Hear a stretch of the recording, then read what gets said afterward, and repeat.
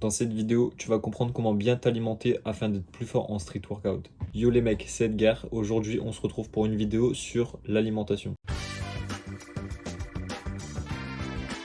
On le sait tous, pour performer, il faut bien manger, bien s'entraîner et bien récupérer. Pour ce qui est de la partie entraînement, je pense que chaque personne qui a un peu d'objectif dans le sport respecte bien cette partie. Pour ce qui est de la récupération, je ferai sûrement une vidéo là-dessus. Dites-moi dans les commentaires si ça vous intéresserait. Et du coup, la dernière partie, l'alimentation. J'ai constaté que chez la plupart des streeteux, il y en a beaucoup qui font pas du tout attention à ce qu'ils mangent, entre des fast-food, des gros plats de pâtes, quoi. Et moi, le premier, hein, il y a encore 6 mois, 1 an, je faisais pas trop attention à ce que je mangeais. Je mangeais un peu de tout dès que j'avais faim. Je faisais juste attention à manger assez de protéines. Donc je faisais 1,5 g de protéines par kilo de poids de corps. Donc je fais 70 kilos. Donc c'était aux alentours de 100-110 grammes de prot. Je faisais juste attention à ça et c'est tout. Mais sinon il y a des jours où je montais à plus de 3000 calories par jour. Alors que je sais très bien que mon corps a besoin de 2000 calories, même un petit peu moins je pense, pour rester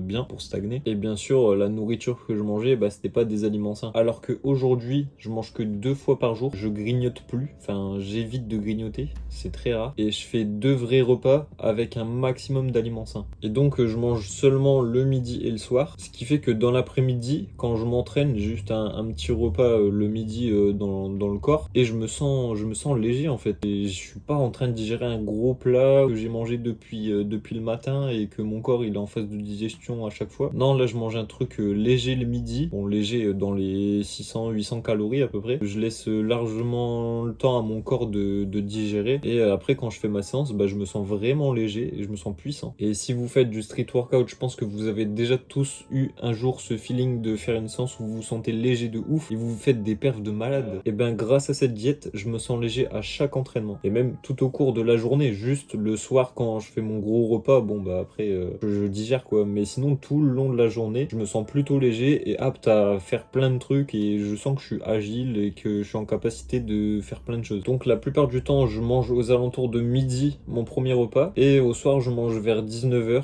Donc ce qui fait que de 19h à midi le lendemain, je suis en jeûne. Donc ça fait 16-17 heures de jeûne. Et arrivé à un stade de jeûne comme ça, le corps rentre en phase d'autophagie. En fait, il se nettoie tout seul. Le corps, il est vraiment bien foutu, hein, parce que en fait, il va puiser son énergie dans les graisses stockées et aussi il va éliminer les toxines pour permettre de créer encore plus d'énergie. Donc au final, c'est un peu un retour aux sources parce que c'est un peu le mode de vie de nos ancêtres, des hommes primaires. Quand ils se levaient, ils allaient pas directement taper un gros petit déj et entamer une grosse phase de digestion. Non, non, non. Non, il fallait chasser ou pêcher pour pouvoir se nourrir. Donc, ce qu'il faisait, c'est que dès qu'il se levait le matin, il prenait plusieurs heures pour chasser, pêcher, cueillir, tout ça, pour ramener de quoi manger. Et seulement arrivé au moment où ils ont ramené à manger, ils préparent à manger et là, ils mangent. Donc, en fait, ils ont bien ce truc de ne pas manger le matin. Et en fait, ils sont en jeûne de la veille au soir jusque le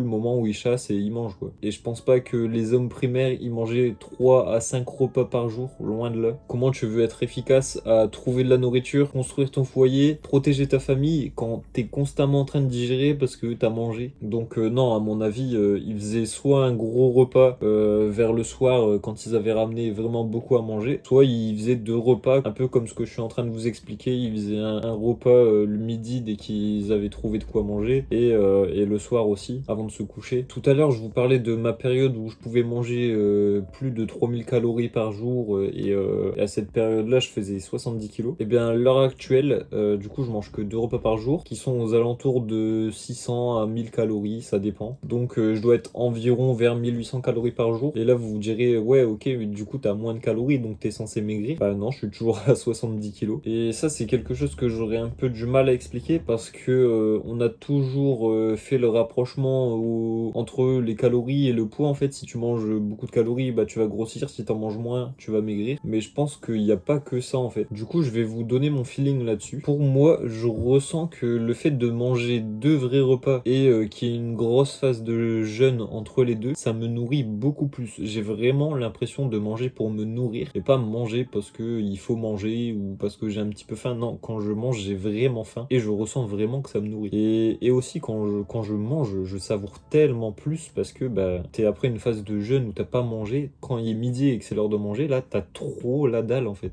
Et tu savoures trop ce que tu manges. Et du coup, ouais, j'ai vraiment l'impression de manger pour me nourrir plutôt que de manger parce que j'ai faim ou parce qu'il faut manger. Et pour moi, c'est pour ça que je suis au même poids alors que c'est 2 diètes différentes. D'un côté, je mangeais beaucoup et j'avais pas beaucoup d'énergie. Et de l'autre côté, je mange beaucoup moins. Je suis à la limite de ce que mon corps il a besoin et je me sens plus léger et j'ai beaucoup plus d'énergie tout au long de la journée. Donc maintenant, avec ma nouvelle diète, on va dire, de 1, je mange moins, donc je paye moins cher pour manger. De 2, j'ai beaucoup plus d'énergie parce que bah, je suis pas en train de digérer. Et mon corps, il a fait une longue période de jeûne, donc il s'est nettoyé et je me sens mieux en fait. Et de 3, je me sens beaucoup plus léger pendant mes séances, donc je fais des meilleurs entraînements. Donc pour moi, c'est vraiment que du positif et c'est pourquoi je voulais vous en faire une vidéo parce que ça m'a beaucoup apporté et bah, si je peux vous apporter quelque chose en retour, ça serait cool. Moi, je vous conseille d'essayer pendant une semaine et vous faites votre propre avis. Car bien sûr, la diète, elle fonctionne pour moi, mais c'est sûr qu'il y a d'autres personnes chez qui ça fonctionnera pas. Et aussi, il faut prendre en compte que je fais 1m75 pour 70 kg. Donc, s'il y a quelqu'un qui est pas du tout le même gabarit que moi, sûrement que ça fonctionnera pas. Mais au final, c'est pas tellement le nombre de calories qu'on mange qui est important. C'est vraiment le fait de respecter ces 16 heures de jeûne qui fait que le corps va se nettoyer, qu'on va se sentir mieux, qu'on va éliminer les toxines. Et là, vous me direz, ouais, mais c'est compliqué à adapter à un mode de vie moderne parce que je travaille, parce que j'ai ça. Eh bien, moi, je vous dis qu'il n'y a pas de souci. On va prendre un humain normal qui est soit étudiant, soit qui travaille. Cet humain, il se lève aux alentours de 6 heures et il se couche vers environ 22-23 heures. Donc, qu'il soit étudiant ou au travail, il a forcément une pause aux alentours de midi. Ça peut être 11 heures, ça peut être 13 heures, aux alentours de midi, quoi. Donc, à cette période-là, il peut prendre son premier repas. Ensuite, il continue sa journée de travail ou de cours et rentre le soir vers 18 heures. Et ben, ça lui laisse le temps de préparer son repas et de manger du coup à 19 heures. Donc, il mange à midi, il mange à 19 heures. Donc, entre 19 heures et midi, on respecte bien une période de 16 heures de jeûne. Alors, pour ceux qui s'y aventureraient, un petit conseil que je peux vous donner, quand on a l'habitude de manger le matin et que d'un jour à l'autre, on arrête de manger et qu'on doit attendre le repas du midi, et ben, c'est assez dur. Donc, ce que je peux vous conseiller, c'est les boissons chaudes, donc thé ou café. Si vous avez cette sensation de faim, et ben, prenez un thé ou un café et souvent, bah, ça passera beaucoup mieux. Alors, apparemment, il y a aussi l'eau qui est un coupe-faim. Bon, moi, je préfère quand même les boissons chaudes. Bon, maintenant, on va passer à carrément autre chose. On va parler de la qualité des aliments qu'on consomme. Alors, je vous apprends rien en vous disant que les aliments industriels, les plats préparés, les plats trop sucrés, bah, c'est pas bon pour la santé. Et ça tend à réduire la longévité de la vie. Alors, dis-nous, qu'est-ce qu'on doit manger, Edgar? Ce que je vais vous dire, ça sera plutôt du côté santé et pas trop performance. Quoique, le but, ça serait de privilégier les aliments naturels, donc les fruits et légumes, tout ce qui pousse dans le sol. Surtout, faites attention, il faut toujours laver les légumes, tous les légumes et tous les fruits. Il faut toujours tous les laver parce que bah, on retrouve énormément de pesticides. Et les pesticides, c'est quoi? C'est juste des effets néfastes sur le système immunitaire et sur le système endocrinien, donc les hormones, quoi. Donc, manger des fruits et légumes, bon ça, de toute façon, à la pub, ils nous le rabâchent sans arrêt. Donc au bout d'un moment, je pense que vous le savez en fait. Et aussi éviter la viande d'abattage ou quoi, de l'élevage intensif, qui sont en plus bourrés aux perturbateurs endocriniens. Et vous le savez, hein, les hormones, elles ont un rôle hyper important dans le développement d'un sportif. Les hommes, la testostérone, ça vous dit quelque chose? Et c'est pas pour rien si la fertilité des hommes elle est en train de chuter depuis pas mal d'années. Je vous mettrai le lien en description. Mais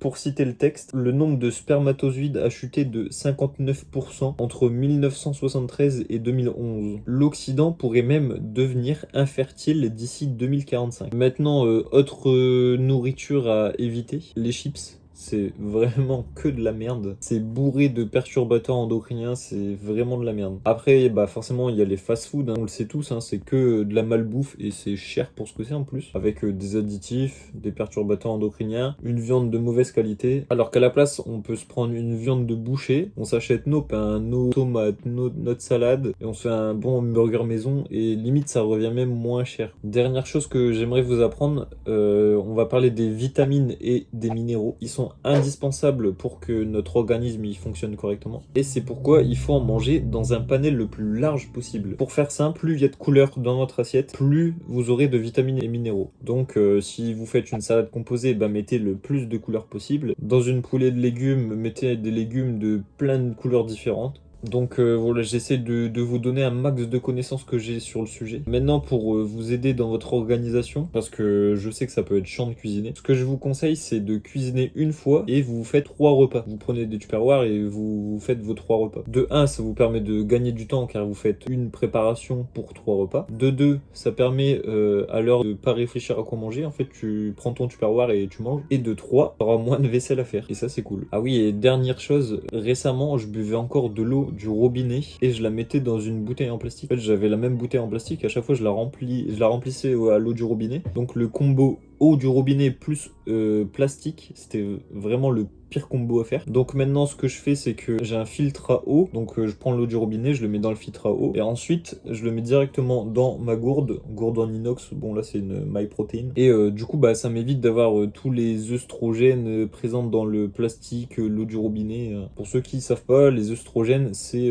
pour faire simple, l'hormone des femmes, on va dire. Donc en fait, ça nique un peu nos taux de testostérone, quoi. Et ouais, là, j'ai une gourde en inox, mais une gourde en verre, ça fait le taf aussi. Ah oui, et bien sûr, bah, buvez pas de soda, parce que bah, ça engrange des maladies, c'est sucré de ouf, et en plus, ça ronge les dents, donc c'est pas ouf. Ainsi que l'alcool, bon, à part exception, je pense peut-être au vin rouge ou quoi, mais l'alcool, c'est vraiment pas ouf. Ça augmente le risque de plein de maladies. Ça vous déshydrate, ça perturbe l'homéostasie, donc le maintien des différentes constantes du corps, comme la température, la tension artérielle, tout ça. Mais aussi et surtout, l'alcool, ça perturbe de ouf ton système nerveux. Et si vous faites du street workout, vous le savez, le système nerveux, c'est hyper important. Donc évite le plus possible tout ça et ton corps te remerciera. Après, je te dis pas de devenir un moine et d'éviter toute la bouffe qui est pas saine. Ton bien-être mental, il faut aussi que des moments tu te fasses plaisir et que tu manges des trucs même qui sont pas forcément sains mais qui te donnent envie. Mais il faut que ça reste occasionnel. Si le gros de ton alimentation c'est de la merde, bah tu seras une merde. Alors que si tu choisis de te nourrir correctement et de temps en temps tu te fais plaisir, là t'es un giga chad. Bon, la vidéo elle touche à sa fin, mais attends, pars pas tout de suite. Au lieu de liker et t'abonner à cette chaîne, tu vas directement te prendre en main, tu vas ouvrir ton frigo, tu vas me prendre tous les ingrédients qui sont sains et tu vas me faire 3 plats avec ça. Et si t'as pas d'aliments sains dans ton frigo, il y a pas de souci, je vais te dire tout de suite tous les bons aliments à acheter. Comme ça, t'auras même pas besoin de réfléchir. Donc, prends une boîte d'œufs et de code 1 ou 0 parce que c'est des poules élevées en plein air et 2 et 3 c'est de la merde. Ensuite, prends des légumes de saison. Je vais t'aider encore une fois, je vais te dire les légumes de saison. Donc en ce moment, il y a carottes, chou blanc, chou de Bruxelles, chou rouge, épinards, oignons, poireaux, endives, navets et betteraves. Après, il y en a encore d'autres, hein. Si tu veux, tu peux rechercher et tu regardes ce qui te plaît. Après, en fruits, en ce moment, les fruits de saison, c'est poire, orange, clémentine, mandarine, pomme, citron, kiwi. Donc de tout ce que je t'ai cité, t'achètes tous les fruits et légumes que t'aimes bien. Tu réfléchis même pas, hein, t'achètes en fait, si t'aimes, t'achètes. Ensuite, pour ce qui est de la viande ou du poisson, je te l'accorde, c'est déjà plus compliqué et c'est plus cher. Donc pour la viande, ce que je peux te recommander, c'est de regarder la couleur de la viande. Si elle est bien rouge, qu'elle est vive, souvent ça sera une viande de bonne qualité. Si tu veux vraiment être sûr, tu vas en boucherie où tu seras sûr de la qualité, mais ce sera plus cher. Après, tu peux aussi aller en marché où tu trouveras pareil de la viande de bonne qualité et un peu moins cher. Et sinon, tu peux directement aller chez les éleveurs avec une qualité de viande assurée et t'économiseras sur le prix total car t'éviteras les frais de port et les frais de commission prises par les marques et les grandes surfaces. Donc va tout de suite faire tes courses et tu fais tes 3 repas. Tu te poses pas de questions et tu fonces. Et pour ceux qui testeront le jeûne intermittent, n'hésitez pas à faire votre retour sur expérience de ce que vous avez ressenti aussi de comment vous voyez le truc. Ça peut en aider certains. Et pour les plus sceptiques, si vous avez des questions sur la nutrition ou sur le jeûne intermittent, n'hésitez pas à me le dire dans les commentaires et je vous répondrai, il n'y a pas de souci. Donc moi je vais vous laisser ici. Prenez soin de votre santé et je vous dis à la prochaine vidéo.